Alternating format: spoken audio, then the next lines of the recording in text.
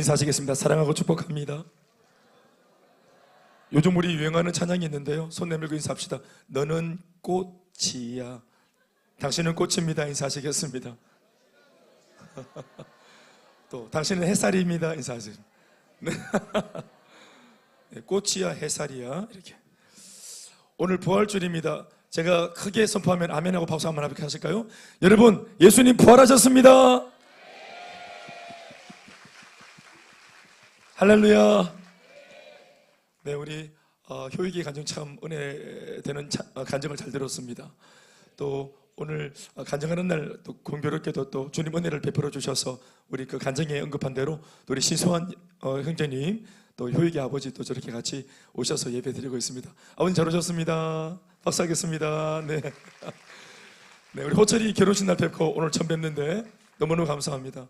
또 우리 고유지 권사님 오늘 캐나다에서 또 한 5개월 만에 오시면서 또 이렇게 요 가족들 다 유경 집사님도 같이 오셨습니다. 그죠? 같이 오셨습니다. 건강 괜찮으세요? 괜찮으시고, 네, 괜찮으십니다. 네, 효익이 아빠도 괜찮으시고, 네, 괜찮으시고 감사합니다. 제가 저 결혼식 날 보니까 그 호철이하고 아빠랑 똑같이 생겼던데요. 그래서 신랑하고 아버지가 똑같이 생기셨네, 이런 느낌을 좀 받아서 넥타이를 메고 있으니까 똑 닮아가지고 되게 신기했습니다. 하여튼 건강한 모습으로 우리 사실 기도할 때 첫 번째 기도는 호철이 결혼식, 아들 결혼식에 참여하는 게 그게 현장에 그게 우리 기도 제목인데 그게 이루어졌고, 또 오늘 이제 큰아들 또 은혜 받고 회복된 간증을 듣는 또 시간에 또 우리 교회에 오셔서 참 감사하고, 오늘 부활절인데 원래 부활은 죽었다가 사는 게 부활인데 죽을 뻔했다가 사는 것도 부활입니다. 아마 너무너무 감사합니다. 하나님 은혜입니다. 박수하시겠습니다. 감사합니다. 네, 오늘 우리 부활의 복음이라는 말씀으로 우리 로마서 우리 이어졌던 말씀을 잠시 멈추고 오늘은 우리 부활절 말씀으로 같이 은혜 받겠습니다. 한번 따라하겠습니다. 하나님은 우리에게 아들을 보내시고 우리의 문제를 해결하시고 우리 죄를 해결하시고 우리를 사망의 권세에서 건져주셨습니다. 아멘. 이 일을 이루신 분이 예수님이십니다. 이 일을 이루시기 위해서 예수님이 하신 일이 죽으심과 부활입니다. 아멘, 아멘. 예수의 죽음과 부활은 곧 우리가 경험하는, 우리가 앞으로 또 경험할 부활인 줄 믿습니다. 부활의 메시지는 사실은 예수를 믿는 사람한테 참 의미가 있는데, 그러나 예수를 믿는 사람에게 의미가 있다고 하더라도 좀 부류가 있습니다. 이 부활절의 메시지는 하나님을 위해서 죽고자 달려가는 헌신되어진 사람들에게, 또 자기 몸 돌보지 않고 먼저 내가 받은 은혜가 있으니까 주님 위해 살아야지 하고 나름대로 열심히 하나님 바라보고 그렇게 달려가는 사람들, 또 나름대로 열심히 믿어보려고 하는 사람들, 핍박과 박해가 있지만 타협하지 않고 그래도 믿음을 지켜보려고 애쓰는 사람들, 이런 성도들한테는 조금 더 의미가 있는 메시지입니다. 그러나 반면에 예수를 믿지만 자신의 생존만을 위해서 살아가는 그런 성도들에게는 이 부활의 메시지가 조금 의미를 좀 다 갖지는 못합니다. 레저렉션 혹은 리바이벌이라고 쓰는 이 부활이라는 단어는 말 그대로 다시 산다 하는 뜻입니다. 다시 산다라는 말, 이 말 자체에 벌써 전제하고 있는 것이 있죠. 그게 바로 죽음입니다. 다시 산다라는 말은 이전엔 살아 있었는데 죽음을 통해서 그 생명이 끝났다는 것을 말하고 있죠. 그러나 그렇게 죽음으로 다 끝난 줄 알았던 생명의 불꽃이 부활이라는 이름으로 다시 피어나서 이전보다 더 힘차게 타오르는 상태가 되었다는 것을 말하고 있는 것입니다. 부활은 이것을 가능하게 하는 말씀이고 능력입니다. 분명 죽었으나 죽어도 끝나지 않고 또다시 살아나지는 생명, 바로 부활입니다. 오직 죽어짐을 통해서만 다시 경험될 수 있는 하나님의 특별한 은혜, 바로 부활입니다. 우리의 생명은 죽어지면 다시 부활을 못하는데 예수의 생명이 우리 가운데 깃들어 역사하시면 예수의 생명 덕분에 우리의 생명도 부활하는 것입니다. 우리는 죽음을 이기지 못하지만 예수의 생명은 죽음도 이깁니다. 그래서 주님이 약속하신 이 부활의 말씀을 믿었던 예수님 당시 성도들에게는 눈앞에 있던 그 당시 자신들의 현실의 죽음이, 또 여러 가지 고난이, 죽음을 방불하는 그 핍박들이 조금도 두려워할 만한 가치가 없는 것들이라고 그들이 본 것입니다. 그래서 가야 할 길을 계속할 수 있게 하는 이 부활은 원동력이자 추진력이 되어주는 힘찬 생명의 메시지인 줄 믿습니다. 누군가에게는 죽음의 공포도 돌파할 수 있게 하는 최고의 말씀이지만 어떤 사람한테는 기독교가 다루는 하나의 주제로밖에 여겨지지 않을 수도 있습니다. 여러 주제들 가운데 부활이라는 메시지도 있지 하는 것 말이죠. 요한복음 11장 25절에서 26절 말씀을 통해 주신 말씀, 나는 부활이요 생명이니 나를 믿는 자는 죽어도 살겠고 무릇 살아서 나를 믿는 자는 영원히 죽지 않겠다 하신 이 장엄한 부활의 메시지는 오직 주님을 위해 생명조차도 아끼지 않았던 성도들에게 주시는 특별한 은혜이고 특별한 축복입니다. 부활의 메시지가 주님을 위해 죽고자 달려가는 사람들에게 의미가 있는 반면 자기 자신의 생존만을 위하는 사람들에게는 그렇지 못한 연유가 바로 여기에 기인합니다. 오늘도 우리가 부활절을 맞아 부활의 메시지를 전하기도 하고 또 듣기도 하겠지만 이 말씀을 대하는 저와 여러분들의 신앙의 태도와 방향과 목적하는 바가 주님의 영광인지 아니면 나 자신의 생존인지에 따라 틀림없이 그 메시지의 강도는 달라질 것입니다. 현실이 부대끼고 어렵더라도 어떻게 해서든지 하나님의 영광을 위해 살려고 몸부림을 치던 중에 접하는 이 부활의 메시지는 하나님이 오늘 지금 나한테 주시는 큰 응원과 또 위로와 격려가 될 수 있습니다. 그러나 신앙생활을 해도 그 방향과 목적하는 바가 자신의 생존과 번영과 소원 성취만을 위하는 정도라고 말하는 성도들에게는 별 의미가 없을 수 있고 고리타분한 부활절 절기설교로밖에 안 느껴질 수도 있다 생각합니다. 우리에게는 이것이 오늘 소망이고 위로고 격려의 말씀 되길 주의 이름으로 축복합니다. 부활의 첫 열매가 되시는 예수님께서 결국 당신의 부활로 오늘의 이 말씀을 듣고 있는 독자들에게 전달하고자 하는 가장 큰 메시지는 부활 그 자체가 아니라 사실은 오히려 죽음입니다. 혹은 죽음과도 같은 고난, 죽음과도 같은 시련입니다. 부활의 첫 열매가 되시는 예수님께서 오늘 현실의 문제 속에 갈등하며 자칫 신앙의 줄을 놓으려고 하고 있고 사역과 사명을 포기하려고 하고 있는 그런 오늘의 성도들에게 당신의 부활로서 엄히 당부하는 것은 포기하지 마라. 절대로 그 신앙의 줄을 놓지 마라. 붙든 사명을 놓지 마라. 뒤돌아서지 마라. 핍박과 혼란이 있을지언정 그 손을 놓지 마라. 그 걸음을 멈추지 마라. 이것을 당신의 부활로 우리에게 오늘 촉구하고 있습니다. 그들에게 예수님은 수고와 고난과 시련 끝에 반드시 낙이 있다는 것을 들려주고 싶은 것입니다. 아멘 아멘. 예수님의 부활을 소개하고 있는 고린도전서 그 유명한 15장 말씀을 생각해 봅시다. 고린도전서 15장은 58절까지 기록될 정도로 한 장의 말씀치고는 그 호흡이 꽤나 긴 문장의 서신인데요, 이 장구한 고린도전서 15장 58절 전체의 단 한 가지의 주제는 예수님의 부활입니다. 그러나 바울이 부활에 대한 메시지를 이렇게나 길고 자세하게 적어 전달한 이유 중에 가장 큰 이유는 단순한 부활에 대한 정보나 지식만 전하는 것이 아니었습니다. 당시 고린도 교회의 성도들에게 예수의 부활이 사실임을 밝히면서 바울이 전하고 싶었던 진심은 그들에게 진심으로 말하노니 포기하지 마라. 비록 핍박과 혼란과 박해가 있는 그런 시기고 고달프겠지만 이 신앙을 포기하지 마라. 절대로 뒤돌아서지 마라. 주님 붙들고 있는 손을 놓지 마라. 그 걸음을 중단하지 마라 였던 것입니다.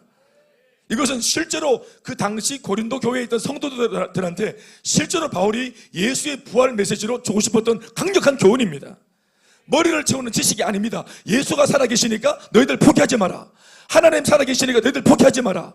너희들 고난과 고통을 그리 주님 살아계셔서 다 보고 계신다. 고린도전서 15장의 마지막 9절에 적어놓은 바울이 전하는 부활 메시지의 결론을 직접 들어봅니다. 이 교회 성도들에게 직접 부활의 메시지를 지식 전달이 아니라 이 말씀으로 그들에게 진짜로 뭐를 원했든지, 바울이 뭐를 일으키고 싶었는지, 어떤 역사를 기대했는지를 들어봅시다. 58절 시작. 그러므로 내 사랑하는 형제들아, 견실하며 흔들리지 말고 항상 주의 일에 더욱 힘쓰는 자들이 되라. 왜냐하면 이는 너희 수고가 예수님 부활하셨고 부활하신 주님 안에서 절대로 헛되지 않은 줄로 알미라. 강조점이 뭡니까? 성도들에게 주님이 부활하여 살아계시니까, 지금도 그 주님 부활하셔서 너희 곁에 계시니까 견실하며 흔들리지 마라. 이때까지 해왔던 주의 일을 항상 더욱 힘쓰는 자가 되라. 포기하지 마라. 이는 너희의 신앙의 수고가, 믿음을 안 저버리려고 당하는 고초가, 포기하지 않으려고 하는 핍박 속에서 지키는 믿음이 주님 안에서 헛되지 않은 줄로 믿기 때문이다. 절대로 헛되지 않는다. 우리의 오늘 눈물이 헛되지 않는다. 우리가 고난 속에서 지키는 믿음이 절대로 헛것이 아니다. 조금 전 제가 말씀드린 바와 같이 부활의 메시지를 성도들에게 전하고 계시는 예수님의 의도와 같죠. 바울의 의도가 아멘 아멘. 견실하라, 흔들리지 마라, 주의 일에 더욱 힘쓰는 자들이 되라. 너희 수고가 헛되지 않으니 그 수고를 포기하지 마라. 그러니까 이런 말씀들을 보면 오늘 성경이 우리들에게 들려주시는 하나님의 말씀에는 반드시 오늘의 우리들을 향한 하나님의 확고하고도 분명한 의도와 목적이 있다는 사실을 부인할 수가 없습니다. 잘못된 계획과 결단을 멈추라는 것입니다. 오늘 이 메시지를 왜 듣게 하십니까? 우리는 기념하는 절기 메시지가 아닙니다. 실존하는 메시지고 실제로 나한테 당부하는 메시지입니다. 오늘 이것을 말씀하시죠. 내가 살아있으니까 너희들 이렇게 해라. 잘못된 계획과 결단을 멈춰라. 그리고 마땅히 붙들어야 될 것을 반드시 붙들고 있어라. 찰나를 오판하지 말고 영원한 것을 바라보고 신앙의 줄을 놓지 마라. 이것으로 결단하게 하시는 겁니다. 단순히 부활에 대한 묵상을 원하는 것이 아닙니다. 이 부활절 메시지로 단순히 부활절에 대한 기념을 원하는 것도 아닙니다. 아무도 모르고 있지만 지금 현재 은근슬쩍 내 내면에서 진행되고 있는 은밀한 불순종, 은밀한 야합, 은밀한 포기, 은밀한 계산을 실제로 멈추라고, 실제로 돌이키라고 이 말씀을 통해서 하나님 앞에서 이 시간 예배 가운데 정직해지라고 하나님은 오늘 이 절기를 통해서 말씀하십니다. 그렇게 우리가 당면하고 있는 실존의 문제를 향하여 부활의 메시지는 가장 안전하고 건강한 대안을 제시해주고 있습니다. 실제로 성경시대의 역사를 보면 이 부활의 메시지를 전해들은 하나님의 사람들은 이 부활의 복음을 기점으로 그 이후 진짜로 생명을 내놓고 죽기 살기로 예수를 끝까지 믿었고 끝까지 따랐고 끝까지 자신에게 주어진 사명을 완수했습니다. 무엇이 그렇게 했습니까? 무엇이 고난을 두렵지 않게 만들고 끝까지 가게 만들어줬습니까? 바로 예수님 살아계신다 하는 부활의 복음입니다. 기독교 참신앙이 박해와 핍박 그리고 죽음을 방불하게 하는 고난을 끝까지 돌파하고 이길 수 있게 한 그 원동력이 바로 여기에 있는 것입니다. 부활의 메시지가 한낱 기독교의 가르침 중 하나의 주제요 성경적 지식에 지나지 않는 듯 했지만 실제로는 성도들로 하여금 자신이 만난 직접 겪고 있는 현실의 실존 문제를 돌파하고 이기게 만들어준 능력의 메시지임이 증명된 것입니다. 그것도 어떤 문제를 이기게 한 것입니까? 바로 죽음의 문제, 죽음 같은 고난입니다. 부활의 메시지, 부활의 복음이 이 죽음을 두렵지 않도록 만들어준 것입니다. 이것은 자기의 어떤 성향이 아닙니다. 담대함도 아니에요. 용기가 아닙니다. 실제로 내게 믿을 수 있는 근거, 우리 주님 살아계신다. 아멘 아멘. 이 메시지, 부활의 복음이 나로 하여금 고난을 돌파할 수 있도록 나를 부추긴 겁니다. 아멘 아멘. 현재의 고난은 장차 마주하게 될 부활의 영광과 좋게 비교할 수 없다고 노리하게 만들어준 것도 바로 이 메시지 덕분입니다. 나의 달려갈 길과 주 예수께 받은 사명, 곧 하나님의 은혜의 복음을 증거하는 일을 마치려 하면은 나의 생명조차도 조금 더 귀한 것으로 여기지 않겠다고 말하는 순교적 사명들이 바로 여기에서 그 고백이 나오게 된 겁니다. 우리는 1950년경 아메리카 남미 에콰도르 식인종 아웃가족을 선교하다가 28세의 젊은 나이로 순교한 짐 엘리엇 선교사 이야기를 알고 있습니다.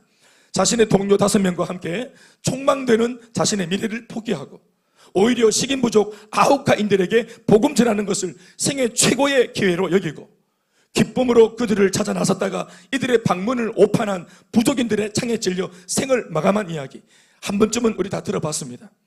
이후 이들의 죽음을 놓고 어느 저명한 언론사가 신문 헤드라인에 이런 글을 올리죠. What a waste. 이 얼마나 어처구니 없는 낭비인가. 이 죽음은 개죽음이다. 이들의 죽음은 낭비다. 교회는 유수한 젊은이들의 미래를 망쳐놓는 이런 짓을 당장 멈추라고 소리를 높이자 정작 그 순교해버린 짐 엘리엇 아내 엘리자벳 엘리엇이 그 언론사를 찾아가서 이렇게 말했다지 않습니까? 내 남편 짐 엘리엇의 죽음은 결코 낭비가 아니에요. 이 죽음은요 내 남편의 꿈이었습니다. 그가 적어도 15년 전부터 꿈꾸며 준비해온 그의 꿈이 이루어진 죽음입니다라고 그녀는 말했습니다.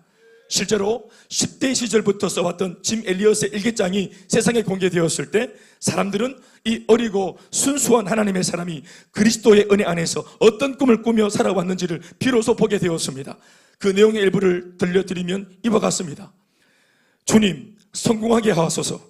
높은 자리에 오르는 성공이 아니라 제 삶이 하나님을 아는 가치를 드러내는 전시품이 되게 하소서. 하나님, 제가 감히 하나님께 기도합니다. 이 부족한 나의 나무 토막 같은 인생에 주여 불을 붙여 주소서. 제가 주를 위해 탈 수 있도록 나의 삶을 주께서 소멸시키십시오. 이 몸은 주의 것입니다. 나는 오래 사는 것을 원치 않습니다. 바로 주님과 같이 완전하고 풍성한 삶을 원합니다. 할렐루야. 너무나 놀라운 기도죠. 정말 흉내내기가 버거울 정도로 너무너무 귀한 기도죠.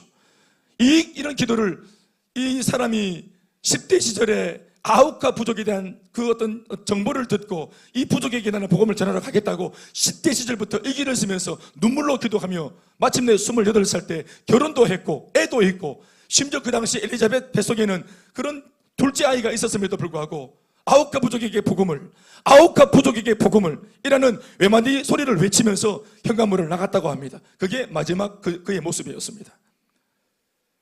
그리고 그 일기장 한 구석에는 이런 기도문도 발견이 되었습니다. 결코 놓치지 말아야 되는 것을 얻기 위해 언젠가는 놓아야 할 것을 포기하는 사람은 현명한 사람이다. 다시 한 번 더. 결코 놓치지 말아야 하는 것, 영원한 것이죠. 영원한 것을 얻기 위해 언젠가는 놓아야 할 이 상대적이고 세상적인 것을 포기하는 사람은 무지한 사람이 아니고 현명한 사람이다. 부활의 복음은 결코 예수님의 이야기한 대목이거나 성경의 지식이 아니고 한때 그랬다더라, 옛날에 그랬다더라, 성경 속의 인물은 그랬다더라 하는 것이 아닙니다. 보십시오. 부활의 신앙이 성경 바깥에 튀어나와서 짐 엘리엇에게 영향을 주지 않았습니까? 죽음이나 혹은 죽을 것 같은 지독한 고난과 시련을 겪고 사는 오늘의 우리 그리스도인들의 손에 하나님이 꼭 쥐고 있으래 하면서 꼭 쥐어주시는 이 세상 이길 승리의 비결이 바로 부활의 메시지입니다. 포기하고 싶고 외면하고 싶고 돌아서고 싶어 미칠 것 같다고 말하는 신앙적 갈등의 길에 서 있는 이 시대 그리스도인들에게, 또 오늘 여기 있는 우리 모두에게 하나님께서 들려주시는 승리의 비결, 바로 예수님 살아계신다, 두려워하지 마라, 끝까지 가라, 그 손을 놓지 마라, 부활의 복음입니다. 그것이 바로 부활의 복음, 부활의 메시지가 오늘 이 절기 부활절날 강단을 통해 우리에게 들려주시는 주님의 은혜의 메시지입니다. 예나 지금이나 성도들이 삶에서 겪는 현실 문제라고 하는 것은 실제로 장난이 아닌 것을 저는 알고 있습니다. 경제 문제, 또 가정 문제, 자녀들 양육하는 문제, 또 건강 문제, 또 노후의 미래에 대한 문제, 이런 여러 가지 현실적인 문제 하나하나는 별게 아니다라고 결코 쉽게 말할 수 있는 그런 성질의 것이 아닙니다. 실제로 이런 문제구덩이 안으로 매일매일 여러분들, 우리 성도들은 몸을 담그고 치열하게 살고 있지요. 죽기 아니면 까무라치기로 매일 매 순간을 전쟁하듯 우리 모두가 다 그렇게 치열하게 살고 있는 거 사실입니다. 그래서 더욱 오늘의 교회는 이런 치열한 싸움터에서 매일을 살고 있는 성도들과 세상을 향해서 한낱 머릿속을 채우고 귓전을 간지럽히는 얄팍한 성경적 이론이나 지식을 말해서는 안 된다고 생각을 합니다. 성도들의 입장에서도 바쁜 일상을 놔놓고 그런 일에 허송세월해서는 안 된다고 생각을 합니다. 그래서 오늘 우리는 부활절을 통해서 듣게 되는 이 부활의 메시지를 더욱 실존적인 대안의 메시지로 들어야만 합니다. 지식이 아니고 관념이 아니고 지식 정보가 아니라 이 부활의 메시지가 오늘 내 삶에 답을 주는 실존적인 메시지가 되어야 합니다. 교회도 성도들을 살릴 실존적인 대안으로 오늘 부활의 메시지를 선포해야 되고, 성도들 역시도 자신이 당면한 현실의 실제적인 문제 해결의 대안으로 이 부활의 메시지를 듣고 적용해야 합니다. 장난치면 안 됩니다. 이것은 결코 가볍지 않습니다. 부활은 자그마치 하나님의 아들, 독생자이신 예수님의 죽음, 그 말도 안 되는 하나님의 아들의 엄청난 죽음을 통해서 우리들에게 전해진 숭고한 승리이자 승리하는 삶의 비결입니다. 자그마치 하나님의 아들이 죽어지고 부활하셔서 그 부활 덕분에 가진 승리의 비결이고 비책입니다. 그러니 결코 이 부활의 메시지는 가볍지가 않습니다. 예수님이 주신 이 부활의 복음이 있기 전 우리 인생들이 반복적으로 경험해 온 삶이라고 하는 것은 전부 대체로는 실패와 절망의 연속이었습니다. 그래서 그 속에서는 도전도 없고 시도도 없었습니다. 아니, 때로는 도전처럼 보이는 것이 있기도 했고 시도하는 것처럼 착각을 일으키는 것들이 있기도 했습니다. 그러나 그 도전과 시도가, 나 자신의 도전과 시도가 죽음을 만나버리면 끝내 맥을 못 추고 고개를 들고야만 했습니다. 이러다가 나 죽는 거 아닌가? 나 이러다가 망하는 거 아닌가? 그래서 내가 넘어서지 못하는 죽음의 공포가 내 앞에 버티고 서면은 우리 모두는 도전을 멈춰야 했습니다. 그러나 보통의 인간이라면 모두가 두려워하고 포기하고 싶어지는 이 모든 난간을 놓고 끝까지 돌파하고 끝까지 이기게끔 만들어주는 능력의 메시지가 바로 부활의 복음입니다. 죽음을 피하지 않게 만들어주고 오히려 그 죽음의 자리를 찾아가게 만들 만큼 강력한 것, 그것이 바로 부활의 복음입니다. 짐 엘리엇은 죽음에 도망치지 않았고 죽음을 찾아간 사람입니다. 이 말씀이 증명된 것입니다. 아멘, 아멘. 지금도 수많은 오지에 복음 들고 나가는 선교사들이 바로 이것을 증명하는 사람들입니다. 죽음을 피하기는커녕 죽음을 찾아 나서는 사람들, 죽음에게 쫓기기는커녕 오히려 죽음을 쫓고 결국 죽음을 잡아내고 그 죽음을 이겨버리는 승리를 주는 복음, 그것이 바로 부활의 복음입니다. 오늘 예수님께서 주시는 말씀으로 이 말씀들을 정리해 봅시다. 오늘 우리가 읽은 본문입니다. 마태복음 16장 25절에서 28절 말씀입니다. 우리 한 번 더 읽어보시겠습니다. 저랑 교독으로. 누구든지 제 목숨을 구원하고자 하면 잃을 것이고 누구든지 나를 위하여 제 목숨을 잃으면 찾으리라. 26절.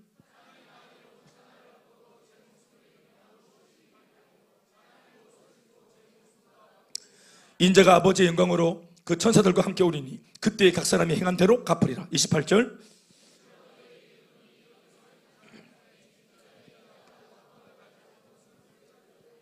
다시 아멘. 무엇보다 부활의 복음을 주제로 우리가 주목해야 할 대목의 말씀은 이 말씀에서는 25절입니다. 25절 말씀. 누구든지 제 목숨을 구원하고자 하면 잃을 것이고 누구든지 나를 위하여, 예수님을 위하여, 하나님을 위하여 자기 목숨, 제 목숨을 잃으면 찾으리라. 저는 앞서 기독교의 참신앙이 박해와 핍박 그리고 죽음을 방불케 하는 고난마저도 이겨왔다고 말씀을 드렸고 그 이김의 비결이 다름 아닌 부활의 약속을 믿는 신앙에 기인한다고 말씀드렸습니다. 그리고 그 말씀은 틀림이 없는 사실입니다. 부활은 죽음이란 관문을 성공적으로 통과한 이후 얻게 되는 승리적 보상입니다. 죽음을 통해 비로소 얻게 되는 부활이기에 신앙이 부활을 지향하게 되면 죽음이라고 하는 것은 부활을 얻는 하나의 관문 정도로밖에는 여겨지지 않게 되는 것입니다. 그러니 결론적으로 부활을 지향하는 신앙은 죽음을 두려워하지 않게 만들어주는 것입니다. 이런 성도들에게 죽음의 위협 따위로 그 신앙을 포기하게 만들려고 했던 박해자들의 결정은 바로 이런 의미에서 대단히 어리석은 것이라 말할 수 있는 것입니다. 아멘이십니까? 하나님을 믿는 백성들은 죽음으로 위협할 수 없습니다. 우리는 부활의 신앙을 믿기 때문에 죽음 따위로 우리를 위협할 수 없고 우리의 신앙을 막을 수 없고 우리의 신앙의 불을 끌 수가 없었던 겁니다. 그래서 사람을 수교시키고 죽이면, 한 명을 죽여 본을 삼으면, 일벌백계 하면 100명이 예수를 믿어버리고 100명의 목을 베면 1000명이 믿어버리고 죽이면 죽여도, 아무리 죽여도 기독교의 신앙의 불은 꺼지지 않았습니다. 그리고 지난 기독교 2000년 동안 이 불은 지금도 우리나라에 타오르고 있고 한국교회에 타오르고 있고 오늘 우리 교회에 타오르고 있고 우리 가슴에 불붙어 있습니다.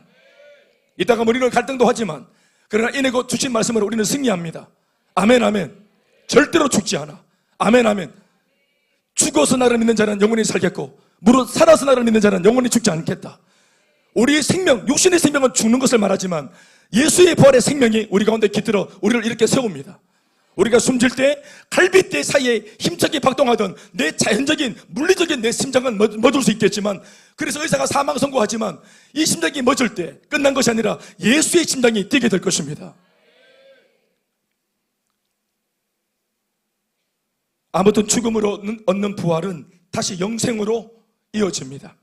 죽음과 부활과 영생은 따라합시다. 죽음, 부활, 영생, 영원한 생명입니다. 죽음과 부활과 영생은 이어져 있다고 말씀을 드릴 수 있습니다. 우리가 예배를 드릴 때마다 예배 초입에서 고백하고 있는 사도신경을 생각해 보면 그 마지막 대목에 죄를 사하여 주시는 것과 몸이 사는 것과 영원히 사는 것을 믿습니다. 이 고백 있죠? 따라합시다. 죄를 사하여 주시는 것과 몸이 다시 사는 것과 영원히 사는 것을 믿습니다. 아멘, 아멘. 내 죄가 왜 사해집니까? 예수의 죽음을 통해 죽어야 죄가 사해집니다. 아멘. 그러면 몸이 다시 사는 부활을 경험할 수 있습니다. 그리고 부활한 몸으로 영원히 사는 것입니다. 그래서 죽음과 부활과 영생은 우리가 사실 예배 때마다 고백하는 신앙의 고백 속에 들어있는 것입니다. 죄 사함을 받고 그 은혜로 몸이 다시 사는 부활, 그리고 그 부활 이후에는 부활한 그 몸으로 우리는 영원히 사는 것입니다. 부활로 얻는 생명만이 영원한 생명입니다. 그러나 지금 현재 이 현세에서의 생명, 지금 내가 이 땅에 존재하는 지금 나의 생명, 인간의 생명은 유한하고 영원하지 못합니다. 불안정합니다. 생명이라고 똑같은 것이 아니죠. 그 이유는 죽음 때문입니다. 인간 김대현이의 생명은 죽음을 못 이겨요. 저는 죽음을 못 이깁니다. 이 세상에 천하없는 인간이라도 아무리 재능 많고 능력이 있고 뛰어난 기술을 가지고 있어도 모든 사람이 죽음 앞에서는 이기지 못해요. 김대현의 생명은 죽음을 못 돌파해요. 우리 살아서 펄떡거리며 제 아무리 큰 소리 쳐도 우리 죽음 앞에 빛을 잃어요. 우리 생명은 그런 생명이에요. 그러나 예수님의 생명은 죽음을 이기는 생명입니다. 그리고 그 예수님의 생명이 지금 우리 안에 있습니다. 여러분 속에 있습니다. 예수의 생명이. 그러니 이 현세에서의 생명은 마치 풍전등화와 같은 허약한 생명이라고 말할 수 있는데, 특히 죽음이라는 놈 앞에서는 현저하게 그 연약함이 드러나 버립니다. 비록 소중한 가치의 생명이라고는 하지만, 생명을 놓고 말할 때, 그러나 죽음 앞에서 이렇게 소중하다고 말했던 그 가치의 생명은 사실 맥을 못 춥니다. 그러니 그 정도의 생명에서 뿜어내는 생명의 영향력, 즉 생명력이라는 것이 주는 그 생명의 영향력, 생명력이라는 것은 형편이 없는 것이에요. 생명력이라고 하는 것은 생명으로부터 비롯되는 영향력입니다. 살아있기 때문에 일으키는 영향력이죠. 살아있어 생명 가진 모든 생명체는 그 생명에서 비롯되는 생명력으로 소위 영향력을 발휘하기 마련인데, 죽음 앞에서 맥을 못 추는 유한한 생명이 되고 보면 그 영향력도 한계를 가지게 되는 것입니다. 죽음 앞에 겁을 내는 생명은 오히려 그 생명으로부터 부정적인 영향력, 두려움의 영향력, 비겁함의 영향력이 분출되어 주변의 모든 것을 다 움츠러들게 만들 수 있습니다. 그러나 죽음을 넘어서는 생명을 지닌 사람으로부터 나오는 긍정적인 생명력, 남을 일으키는 영향력, 소위 건강한 생명력이 발휘되어 주변의 모든 것을 살아나게 만들어주는 역할을 하는 그런 생명을 가져야 합니다. 주 예수의 사람들은 이런 사람들이 되어야 합니다. 그래서 하나님의 사람들은 죽음 앞에 겁을 내서는 안 된다고 믿습니다. 사실 오늘 본문 마태복음 26장 25절 말씀 속에 부활이라고 하는 단어는 어디에도 없습니다. 그러나 죽음을 두려워하지 않는 부활, 오히려 죽음을 통해서 얻게 되는 부활에 대해서 그 어떤 말씀보다도 생생하게 들려주고 있는 본문입니다. 누구든지 제 목숨을 구원하고자 하면 잃을 것이지만, 누구든지 자신의 목숨을 위하는 것이 아니라 나를 위해서라면 자기 목숨도 잃어버릴 정도로 각오한 사람들, 그런 사람들은 찾으리라. 여기 사이에 빠진 것이 있습니다. 뭘 찾으리라? 나를 위하여 제 목숨을 잃으면 영원한 생명을 찾으리라. 아멘, 아멘. 목숨을 얻고자 하여 잃지 않으려던 사람들은 결국 피하지 못할 죽음 앞에서 정작 목숨을 잃게 되어집니다. 예수님의 말씀이 영적인 말씀이기 때문에 이 말씀을 영적인 시각으로 바라봐야 그 본연의 의미를 오해 없이 깨달을 수 있다는 점을 먼저 말씀드리면서 다소 부담이 될 수 있는 이 말씀의 의미를 말씀드리겠습니다. 앞서 언급하고 있는 이 유한한 생명은 사실 지키는 것이 아니라 영원한 생명을 얻기 위해 투자하는 것입니다.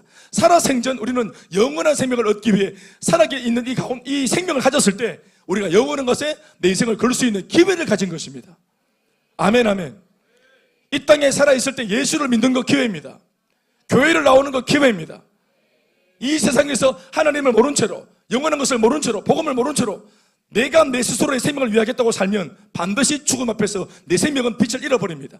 그러나 내가 이 땅에 하나님이 주신 80평생, 90평생, 또 내게 주어진 이 유한한 생명을 가지고 내가 어떻게 복을 받았는지 어떻게 알았을까요? 내가 이 복음의 비밀을 알고 전도를 받아 예수를 믿게 되어져서 이제는 나를 위해 살지 않고 내게 주신 이 생명과 에너지와 물질과 시간을 주님 위해 살겠다고 말하는 사람들, 그래서 내게 주신 인간적인 생명은 아끼다가 녹수로 사라지는 것이 아니라 주님 위해서 쓰다 비누처럼 달아질 때, 이게 달아진다 할지라도 영원한 생명을 찾게 되는 복을 누리게 될 것입니다. 그러니 이 땅에 있는 이 유한한 생명으로는 영원한 것을 얻어 가질 수 있는 것에, 투자하는 것에 이 생명을 써야 하는 것입니다. 25절 끝부분에 찾으리라 라고 하는 이 말씀은 생존의 의미가 아니라 목숨을 잃은 뒤 다시 얻게 되는 부활의 의미를 담는 표현입니다. 내가 주님 위해 살다가 잃어져도 뭘 찾는가? 영원한 생명을 찾게 될 것이라. 성경이 말씀하고 있는 부활에 대하여 우리가 오해하지 말아야 될 것은, 부활은 죽을 고비에서 죽지 않고 다시 회생하는 것이 아니라 죽음 이후에야 얻어지는 결과물이라는 사실입니다. 부활은 죽음을 피하여 경험하는 것이 아니라 죽음을 통과하고서야 경험할 수 있는 것입니다. 그래서 결론은 뭡니까? 그러니까 뭐 죽지 않은 겁니까? 그게 아닙니다. 부활의 사실적인 메시지와 교훈이 이 말씀을 듣는 성도들에게 요청하는 반응은 분명 죽음에 대한 새로운 각성입니다. 심지어 죽음 이후 얻게 될 부활에 대한 부각입니다. 그러나 실제로 부활이란 프리즘으로 죽음을 새롭게 바라보게 되어 그 죽음에게 쫓기던 삶에서 오히려 죽음을 추격하는 삶으로 전환하게 되어지면 희한하게도 그때로부터 살아나는 역사가 일어난다는 사실입니다. 이것은 부활의 메시지가 주는 대단히 놀라운 역설이 아닐 수 없습니다. 말씀드리겠습니다. 우리는 부활의 복음이란 터 위에 서서 앞서 사도 바울이 일러준 대로 이제껏 우리를 못살게 굴던, 우리를 두렵게 만들던, 자다가도 이불킥하게 만들고 갑자기 소스라치게 놀라게 만들고 공포로 몰아넣는, 나도 언젠가는 죽겠지 하는 이 공포, 죽음에 대한 막연한 공포, 그 사망과 죽음을 향해 바울처럼 이렇게 외칠 수 있어야 합니다. 고린도전서 15장 55절에서 57절 말씀 다 같이 부활의 메시지를 들으면서 이게 예수의 부활이고 내 부활이구나. 아멘 아멘. 그리고 이것을 앞서 믿었던 많은 믿음의 선배들이 다 이 믿음을 가졌기에 그렇게 탁월하게 살았구나. 이 부활의 복음을 믿었기 때문에 그렇게 두려워하지 않고 심지어 죽음도 불사하는 그런 위대한 삶을 살았구나. 결국은 내가 죽어 부활한다는 사후 이후에, 죽음 이후에 부활에 대한 이 메시지가 주는 가장 강력한 교훈은 이 땅에 살아가는, 앞으로 살 날이 남아있는 나한테 용기를 줍니다. 배짱을 줍니다. 아멘 아멘.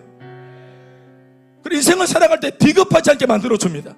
죽음 앞에 눈을 깔지 않게 해줍니다. 아멘 아멘. 그래서 앞서갔던 많은 믿음의 선배들이 그렇게 살았던 거구나. 어떻게 사자갑이 되고 참수를 당하고 죽창에 찔려 죽는데도 복음을 전하고, 어떻게 남의 나라 일면식 없는 사람들한테 그걸 언제 봤다고 사랑한다면서 복음을 전하다가 그렇게 죽어가고, 자신의 철을 두고 아이를 두고 어떻게 그렇게 28살짜리 장래가 전도 유명한 이 청년이 친구들과 같이 그렇게 식인종한테 복음을 전하다가 죽어줘도 그게 아깝지 않다고 말하는 이런 이상한, 이해하지 못하는 삶을 살았을까?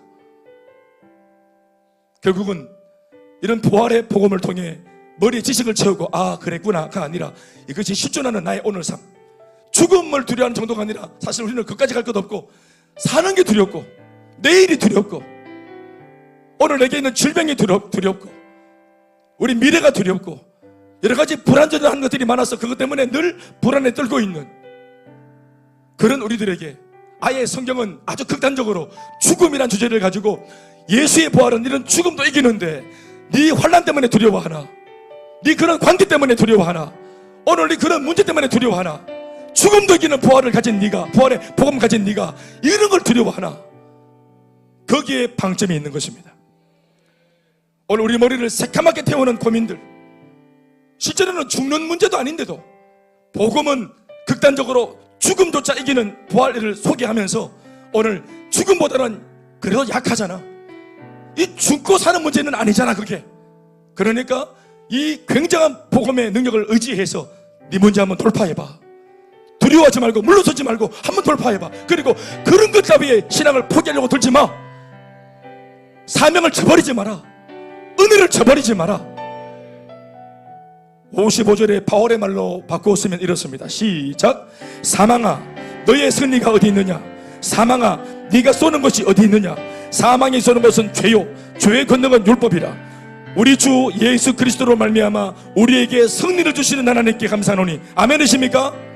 우리에게 승리를 주시는 하나님, 우리에게 이김을 주시는 하나님, 부활하신 예수님의 승리가 내 것인 줄 믿습니다. 예수의 승리가 내 것인 줄 믿습니다. 예수의 부활이 내 부활인 줄 믿습니다. 은혜 주신 주님을 감사하며 박수하시겠습니다.